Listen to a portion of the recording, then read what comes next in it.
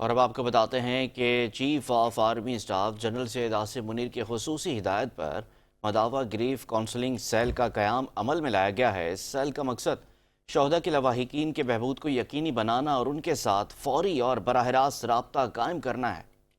Grief counselling cell میں army officers اور ماہرین نفسیات پر مشتمل ٹیمیں تعینات کی گئیں جو شہداء کے گھروں میں جا کر ان کے لواحقین کی مدد کرتی ہیں۔ مددگار ٹیمیں لواحقین کے ذہنی تناؤ کی تشخیص کرتی ہیں، ان کی معاشی، سماجی اور تعلیمی ضروریات کو سمجھتی ہیں اور انہیں امراض کے حصول میں ہر ممکن تعاون فراہم کرتی ہیں۔ چیف آف آرمی اسٹاف کی جانب سے شہداء کی قبروں پر پھول رکھنے اور فاتحہ خوانی کا عمل بھی جاری ہے۔ یہ اقدام شہداء کے ورثہ کے لیے امید کی کرن ہے جو ان کی قربانیوں کو خراج تحسین پیش کرتا ہے اور ان کے خاندانوں کو زندگی میں آگے بڑھنے کے لیے سہارا فراہم کرتا ہے۔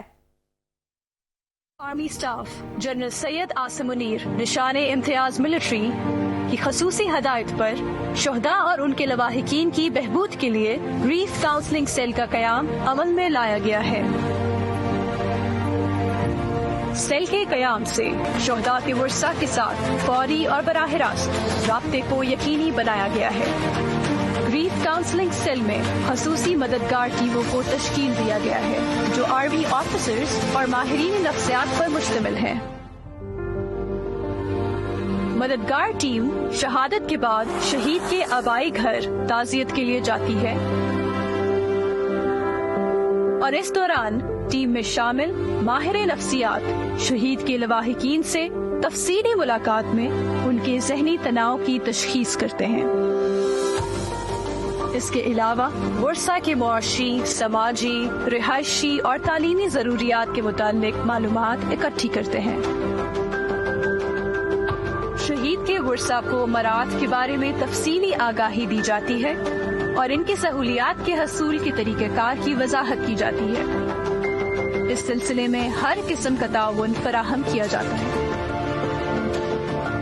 چیف آف آرمی اسٹاف کی جانب سے شہید کی قبر پر پھولوں کا گلدستہ رکھا جاتا ہے اور مرحوم کے بلند درجات کے لیے فاتحہ خوانی کی جاتی ہے۔ ٹیم میں شامل ماہر نفسیات شہید کے غمزدہ خاندان میں موجود ذہنی اور نفسیاتی مسائل کے شکار افراد کی نشاندہی کر کے ان کے علاج میں معاونت فراہم کرتے ہیں۔ شہید کی زندگی کا کوئی مداوع نہیں، مگر گریف کاؤنسلنگ سیل کی مددگار ٹیمیں شہداء کے ورثہ میں زندگی بسر کرنے کے لیے نئی امید اجاگر کرتی ہیں۔